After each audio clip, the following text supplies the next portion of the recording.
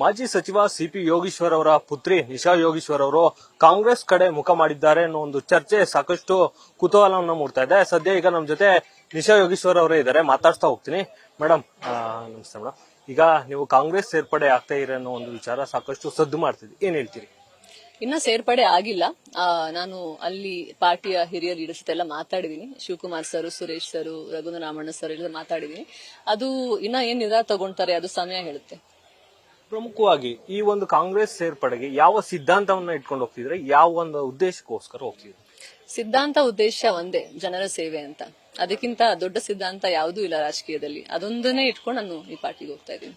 ಪ್ರಮುಖವಾಗಿ ನಿಮ್ಮ ತಂದೆಯವರು ಬಿಜೆಪಿ ಅಂದ್ರೆ ಅದು ಕೂಡ ರಾಷ್ಟ್ರೀಯ ಪಕ್ಷದಲ್ಲೇ ಇದ್ದಾರೆ, ಅಲ್ಲಿ ಕೂಡ ನೀವು ಅವರ ಒಂದು ಬೆನ್ನೆಲುಬಾಗಿ ನಿಂತಿರಿ. ಯಾಕೆ ಈ ಒಂದು ಪಕ್ಷವನ್ನ ತೊರೆದು ಕಾಂಗ್ರೆಸ್ ಪಕ್ಷದ ಕಡೆ ಮುಖ ಮಾಡಿದ್ರಿ? ನನ್ಗನ್ಸುತ್ತೆ ಬಿಜೆಪಿಲಿ ಕೂಡ ತುಂಬಾ ಜಾಸ್ತಿ ಲೀಡರ್ಸ್ ಇದ್ದಾರೆ, ನಮ್ಮ ತಂದೆ ಒಬ್ಬರೇ ಅಲ್ಲ. ಈ ಪ್ರಶ್ನೆ ನೀವು ಬಹುಶಃ ಅವರಿಂದ ಉತ್ತರ ಪಡಿಬಲ್ರು, ನನ್ನ ಹತ್ರ ಆ ಪ್ರಶ್ನೆಗಳಿಗೆ ಉತ್ತರ ಇಲ್ಲ.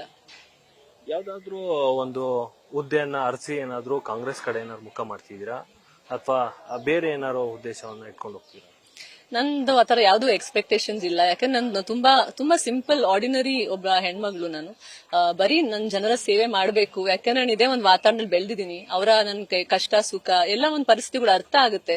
ಅದಕ್ಕೆ ಅಲ್ಲಿ ಮಧ್ಯದಲ್ಲಿ ಏನೋ ಮಾಡ್ಬೇಕು ಅಂತ ಒಂದು ಆಸೆ, ಒಂದು ಪುಟ್ಟ ಆಸೆ. ಅದ್ ಬಿಟ್ಟು ನನ್ಗೆ ದೊಡ್ಡ ಒಂದು ಆಕಾಂಕ್ಷೆಗಳು ಇಟ್ಕೊಂಡು ನಾನೇನು ಹೋಗ್ತಾ ಇಲ್ಲ. ಆಕಾಶ ಮುಟ್ಬೇಕು ಅಂತಾನು ಹೋಗ್ತಾ ಇಲ್ಲ. ನಾನು ಅಲ್ಲೇ ತುಂಬಾ ಕೆಳಗೆ ಮಟ್ಟದಲ್ಲಿ ಇದ್ದು ಏನೇನ್ ಮಾಡಕ್ಕಾಗುತ್ತೋ ಅದ್ ಮಾಡ್ಬೇಕು ಅಂತ ಇಷ್ಟಪಡ್ತೀನಿ. ಪ್ರಮುಖವಾಗಿ ನಿಮ್ಮ ತಂದೆಯವರು ಬಿಜೆಪಿಲಿ ಇದ್ದಾರೆ, ನೀವು ಅವರ ಸಲಹೆಯನ್ನು ಅಥವಾ ಹೀಗೆ ಕಾಂಗ್ರೆಸ್ ಸೇರ್ಕೋತೀನಿ ಅನ್ನೋ ಒಂದು ಮಾತೇನಾದ್ರು ಹೇಳಿದ್ರೆ ಅಥವಾ ಅವರೇನು ಒಪ್ಪಿಗೆ ಕೊಟ್ಟಿದ್ದಾರೆ ಏನು? ಫ್ಯಾಮಿಲಿ ಅಂತ ಅಂದಾಗ ಎಲ್ಲಾನು ಮಾತುಕತೆ ಮಾಡೇ ಮಾಡ್ತೀವಿ. ಅದೇ ತರ ಜೊತೆ ಮಾತು ಕೂಡ ಆಡಿದೀನಿ. ಅದೆಲ್ಲ ಮಾತುಕತೆ ಆದ್ಮೇಲೆ ಈ ಒಂದು ನಿರ್ಧಾರಕ್ಕೆ ನಾನು ಬಂದಿರೋದು.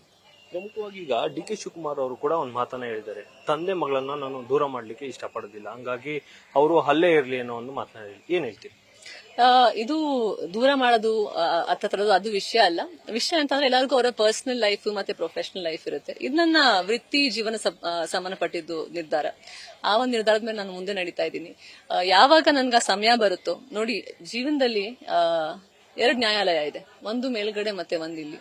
ಯಾವಾಗ ಆ ನ್ಯಾಯಾಲಯ ತೀರ್ಮಾನ ಕೊಡುತ್ತೋ ಅವಾಗ ಇಲ್ಲಿ ನ್ಯಾಯ ಸಿಗುತ್ತೆ. ಸೊ ಆ ಸಮಯಕ್ಕೆ ನಾನು ಕಾಯ್ತಾ ಇದ್ದೀನಿ, ನಾನು ಹುಡುಕ್ತಾ ಇಲ್ಲ. ನ್ಯೂಸ್ ಫಸ್ಟ್ ನಿರ್ಭೀತಿಯಿಂದ ನಿಮ್ಮ ಪರವಾಗಿ.